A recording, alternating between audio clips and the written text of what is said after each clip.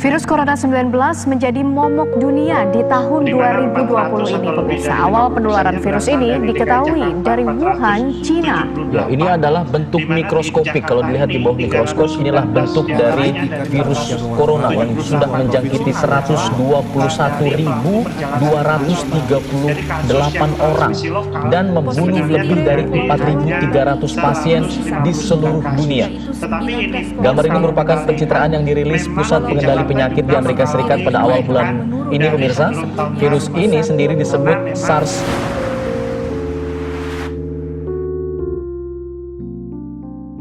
Nama saya Ceryanti, saya sebagai guru sejarah kelas 12 SMA Negeri 1 Putus Ibau. Tahun pelajaran 2021 ya, 2022 di bulan Agustus itu pembelajaran sudah dilaksanakan secara tatap muka, tapi yang kita sebut dengan pembelajaran tatap muka terbatas.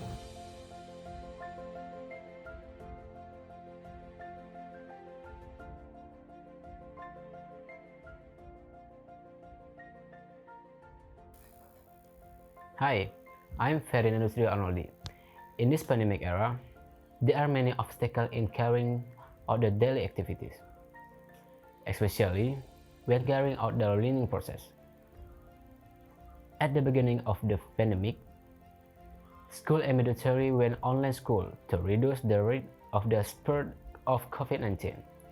As well as other schools, SMA Negeri 1 Putus Ibau also participate in online learning.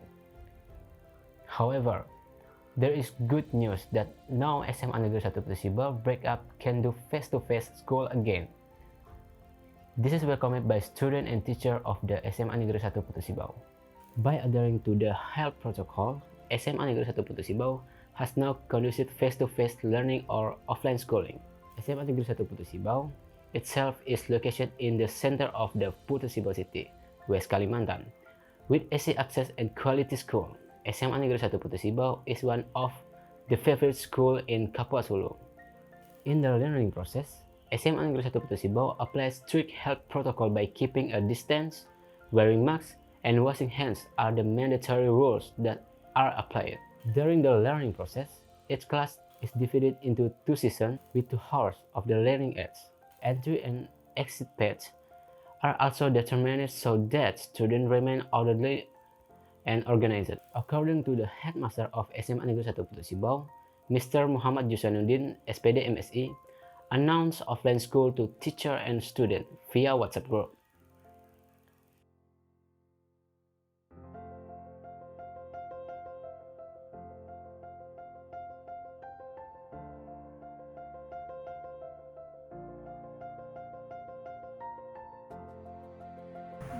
Nama saya Ceryanti, saya sebagai guru sejarah kelas 12 SMA Negeri 1 Putus Ibau. Nah, di pandemi ini kan sudah berlangsung 2 tahun kan, dari Maret 2020 ya, kurang lebih selama setahun. Waktu itu memang pembelajaran secara online, tetapi mulai tahun pelajaran 2021 ya, 2022 di bulan Agustus itu pembelajaran sudah dilaksanakan secara tatap muka, tapi yang kita sebut dengan pembelajaran tatap muka terbatas. Itu sejak bulan Agustus tahun 2021 memasuki tahun semester 1 yang tahun pelajaran 2021, dan kemudian dilanjutkan di semester kedua bulan Januari itu mencoba dengan pembelajaran 100% ya, dan akhirnya di bulan Februari kita kembali ke pembelajaran tatap muka, dibagi dalam 2 shift lagi. Yang diwajibkan ya, pertama kita mengatur tempat duduk siswanya, di mana maka dibuatlah shift 1 dan shift 2 ini supaya tempat duduk siswa itu berjarak, jadi tidak dalam, pokoknya ada jarak lah 1 meter seperti itu. Nah, kemudian juga jumlah di dalam ruang kelas ini kan juga terbatas kan, maksimal 20 ya, yang seharusnya kapasitasnya bisa mungkin sampai 40 atau 30 sampai 40. Nah, ini di separuhnya saja ya. Kemudian juga selain itu pembatasan kan, jarak antara siswa satu dengan siswa lainnya, kemudian juga harus memakai masker ya. Begitu kita sudah memasuki sekolah itu wajib memakai masker, kemudian juga masuki ruang kan diukur juga suhu tubuhnya ya, ini supaya siswa dalam kondisi yang tidak sehat itu tidak boleh masuk sekolah. Kemudian juga siswa dipermudah kalau siswa dalam kondisi badan yang tidak sehat, yang tidak enak badannya, yang terus apa itu memang dipersilahkan untuk tidak mengikuti pembelajaran tatap muka, tetapi harus tetap melaksanakan kewajibannya ya, misalnya tugas-tugas seperti itu ya.